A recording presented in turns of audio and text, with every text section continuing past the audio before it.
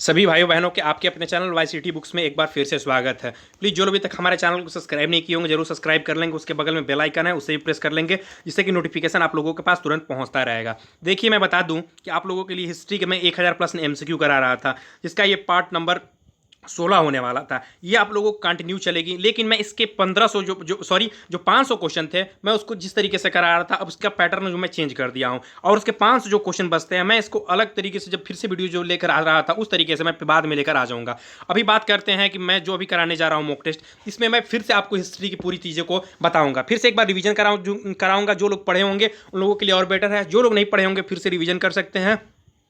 और मैं बता दूं कि इसमें लगभग 1500 से लगभग आप लोगों को 2000 से भी ऊपर क्वेश्चन आप लोगों को देखने को मिल सकते हैं। इसमें प्राचीन इतिहास, मॉडर्न जो भी होगा, आधुनिक सभी चीज़ों को इसमें कवर किया जाएगा। तो चलिए मैं देर ना करते हुए स्टार्ट करता हूं। पहला क्वेश्चन क्या दिया हुआ है, देखिए हर क्वेश्चन के बाद से आपको मैं ज़्यादा समय नहीं दूंगा, 3 से 5 सेकंड का समय दूंगा, उतने में आपको राइट आंसर बताना होगा। आप लोगों का हर ये किसी ना किसी एग्जाम में पूछे हुए हैं। आप आरआरबी ग्रुप डी में देख सकते हैं, एनटीपीसी में देख सकते हैं, स्पेशली रूप से आरआरबी में पूछे हुए एग्जामों का इसमें संग्रह हुआ है। ठीक है, एसएससी से द्वारा भी पूछे हुए एग्जामों के इसमें संग्रह है, बताया गया है। चलिए तो मैं चलता हूं आज के पहले क्वेश्चन पे। क्या दिया हुआ, सिंधु घाटी सभ्यता कितनी वर्ष पुरानी दक्षिण में भारत में फैली हुई गंगा घाटी के निचले क्षेत्रों व उत्तर के मालवा तक फैली हुई है। तो इसका जो राइट आंसर हो जाएगा क्या हो जाएगा, सी हो जाएगा, 3000 ईसा पूर्व। 3000 ईसा पूर्व की बात कर रहा है। अब हम थोड़ा सा इसका डिस्क्रिप्शन देख लेते हैं। सिंधु घाटी जो सभ्यता है उसको हड़प्पा सभ्यता को भी कहा जाता है, हम लोग जानते हैं। इसकी खोज 1921 में दयाराम साहनी के द्वारा किया गया था, आप लोगों को ये भी पता है। भौगोलिक स्थिति से पाकिस्तान के माउंटेनगरी जिला में ये स्थित है। आप लोगों को ये भी चीज़ पता है कि सिंधु का जो हिस्सा है पाकिस्तान में चला गया बंटवारे के बाद। देखिए एक चीज़ और भी इसमें कंट्राडिक्शन बना हुआ है जो एनसीईआरटी के हिसाब से इसमें माना जाता है। इसमें 2500 से 1900 ईसा पूर्व तक माना जाता है। हालांकि इसमें कई प्रकार के मत आप लोगों को देखने को मिलते हैं। यहाँ पे कुछ इतिहासकारों के द्वारा 3250 ईसा पूर्व से 2750 ईसा पूर्व तक भी इसे माना जाता है। चलते हैं हम अगले क्वेश्चन पे। अगला क्वेश्चन क्या दिया हुआ है, अगला क्वेश्चन दिया हुआ है कि किसका विकास पूछ रहा है 5000 बीसी की बात मैं बात कर लूँ। बीसी और एडी दो चीज़ें होती हैं।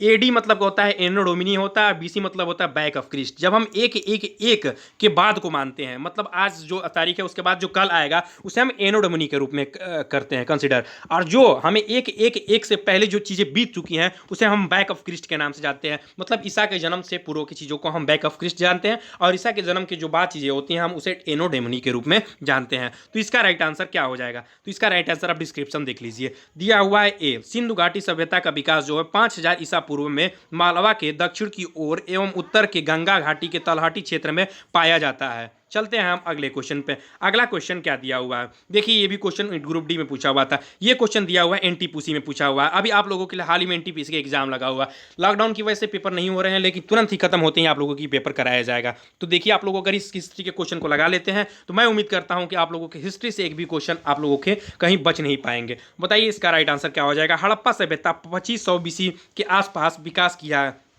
आज हम इन्हें क्या कहते हैं, तो इसका राइट आंसर बता रहा है। तो इसका जो राइट आंसर हो जाएगा क्या दिया, पाकिस्तान का अफगानिस्तान होगा, पाकिस्तान अफगानिस्तान होगा, पश्चिमी और भारत और पाकिस्तान होगा, अफगानिस्तान और पश्चिमी भारत होगा, भारत और चीन होगा। तो इसका जो राइट आंसर हो जाएगा क्या हो जाएगा, तो इसका जो राइट आंसर हम आते देख लेते हैं क्या हो जाएगा, बी हो जाएगा। हड़प्पा सभ्यता 2500 बीसी के आसपास विकसित हुई। इसकी सभ्यता का विस्तार पश्चिमी भारत में पाकिस्तान में है। आप लोगों को पता ही होगा कि अभी जो सिंधु प्रांत है हमारा कहाँ पे चला गया है, लगभग इसके मैक्सिमम हिस्से हड़प्पा गया और सिंधु प्रांत की जो चीज़ें हैं वो कहाँ चले गए हैं, पाकिस्तान में चले गए। लेकिन इसके कुछ हिस्से भी अभी भी भारत में पाए जाते हैं। हड़प्पा के रावी नदी के तट पर इसको हम लोग पाए जाते हैं। पाकिस्तान के माउंटेनगरी जिले में स्थित है। ये कहाँ पे, हड़प्पा पाकिस्तान के माउंटेनगरी जिले में स्थित है। इसकी खोज सन 1921 में दयाराम साहनी के द्वारा किया गया था, मैंने पीछे ही बता दिया हूँ। चलते हैं हम अगले क्वेश्चन पर। अगला क्वेश्चन क्या दिया हुआ है, भारत में सिंधु सभ्यता पूछ रहा है, भारत में सिंधु घाटी सभ्यता के जन्म से शुरू होता है। पूछ रहा है सिंधु घाटी सभ्यता का जन्म किस वर्ष से शुरू होता है। देखिए यहाँ पे रिपीटेड क्वेश्चन भी आप लोगों को देखने को मिल सकते हैं, लेकिन आप जितनी चीज़ों को लगाएंगे आपको उतना ज़्यादा ही एक्सपीरियंस होता चला जाएगा। तो इसका राइट आंसर आप लोगों को मैंने अभी ही बताया। तो इसका राइट आंसर क्या हो जाएगा, आप लोगों को देख चुके हैं 2500 ईसा पूर्व। 2500 ईसा पूर्व ही जो होगा भारत में सिंधु घाटी सभ्यता का जन्म माना जाता है। चलते हैं हम अगले क्वेश्चन पे। अगला क्वेश्चन क्या दिया हुआ है,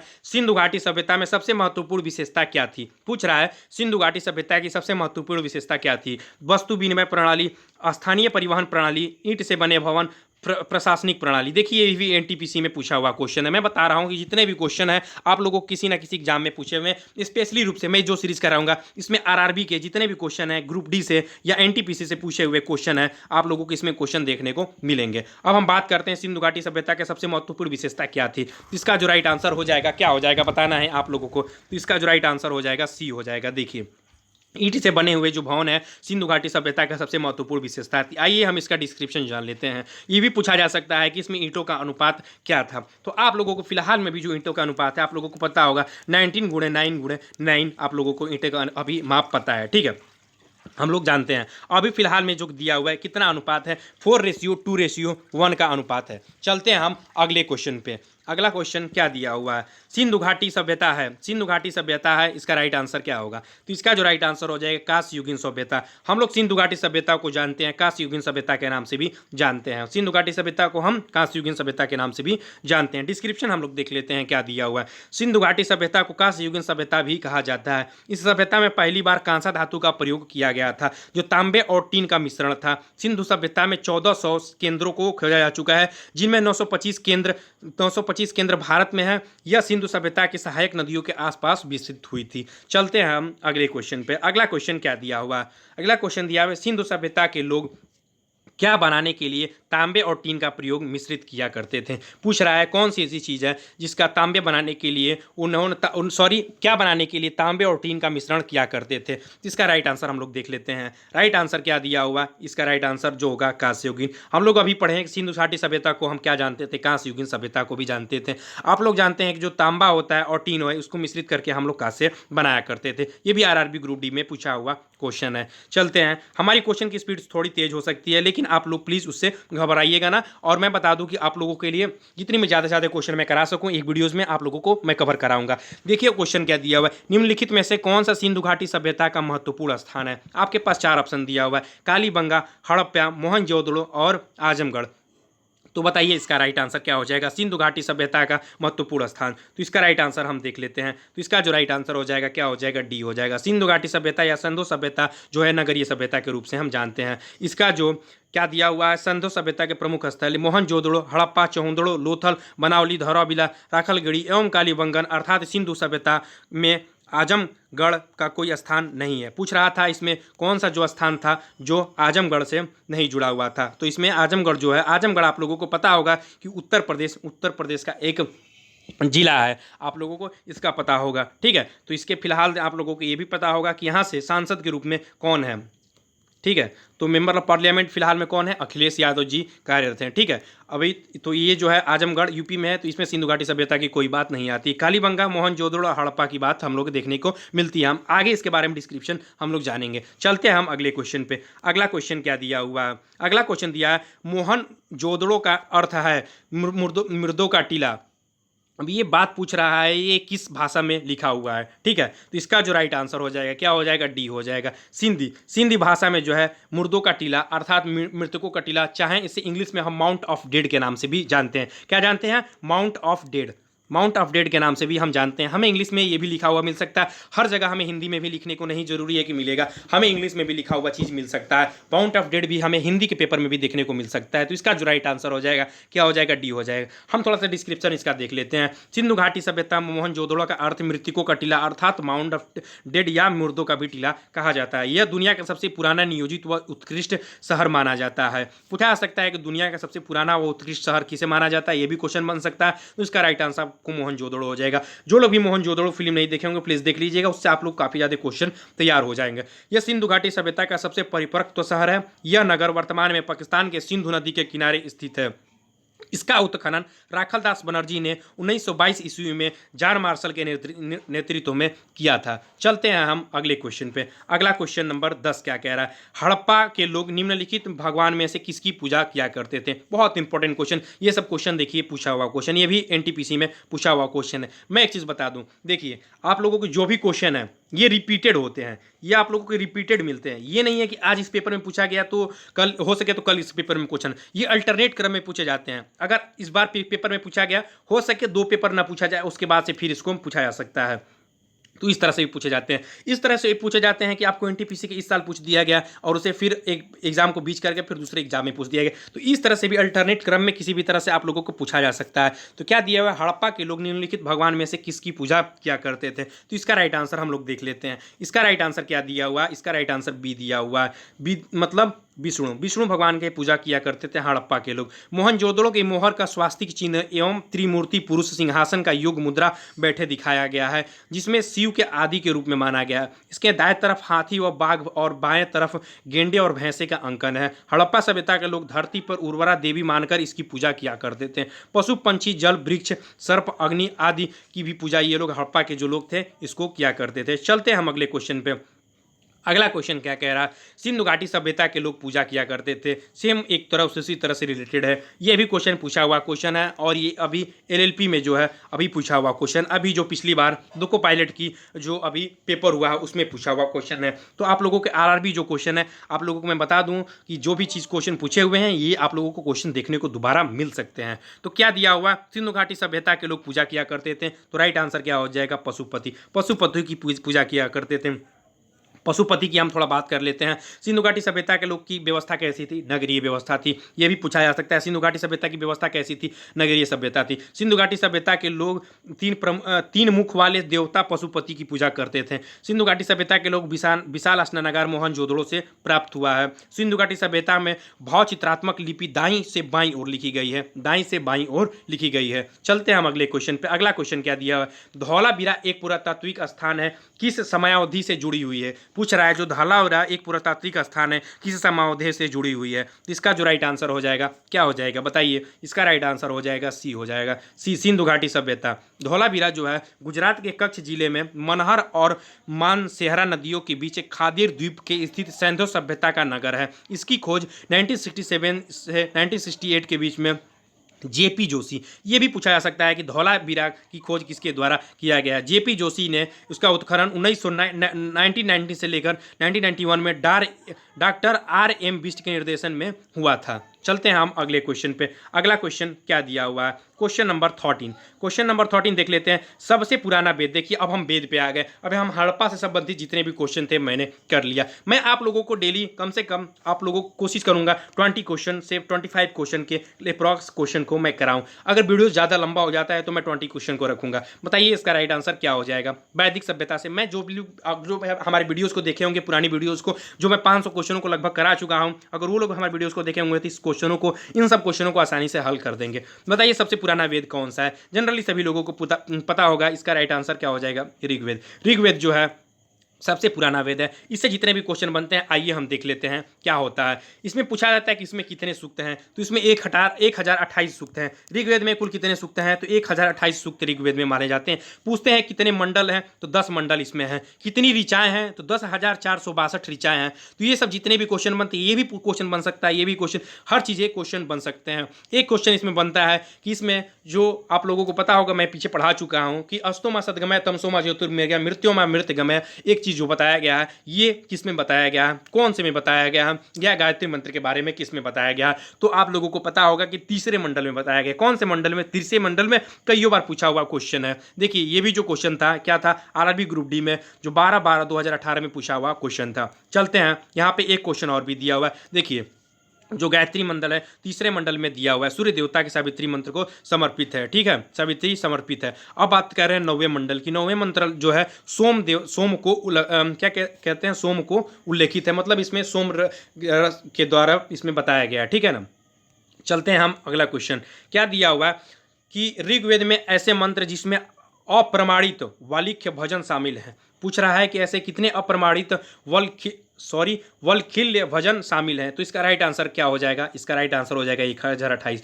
इसका देखिए अभी बातों को घुमा दिया है। इसका कहने का मतलब है कितने सूक्त हैं। ठीक है, सूक्त की बात ही कर रहा है। अभी मैंने बात किया ऊपर, आप लोगों को मैं दिखा दूं एक बार फिर से, 1028 सूक्त की बात कर रहे हैं। मंडल 10 है, मंडल की जो बात कर रहे हैं 10 थे, और ऋचाएँ कितनी थी, 10,462। इसे एक बार आप लोग नोट डाउन कर लीजिएगा। चलते हैं हम अगले क्वेश्चन पे। ऋग्वेद में कुल कितने मंत्र हैं, अभी मैंने बात किया, तो इसकी जो राइट आंसर था क्या, 1028 था। अगले क्वेश्चन क्या दिया हुआ है, निम्नलिखित में से कौन सा वेद जादुई अनुष्ठानों और वंशीकरण के बारे में बताता है। तो इसका जो राइट आंसर हो जाएगा क्या हो जाएगा, ये हो जाएगा अथर्ववेद। हम लोग आप लोग पीछे पढ़ भी चुके हैं, मैं जो वीडियो बताया उसमें बताया हूँ। जादू टोना डाकिनी सागिनी आदि इन सब चीज़ों का जो वर्णन किया गया है वो हमें अथर्ववेद में देखने को मिलता है। अथर्ववेद के बारे में हम जानते हैं, अथर्ववेद को हम ब्रह्मवेद भी कहते हैं। जनरली ये क्वेश्चन आप लोगों को नहीं पता होगा। अथर्ववेद को हम ब्रह्मोवेद के नाम से भी जानते हैं। अथर्वा ऋषि के नाम पर हम अथर्ववेद का नाम पड़ा हुआ था। इसमें 20 अध्याय हैं, इसमें 731 से लेकर 730 सूक्त हैं।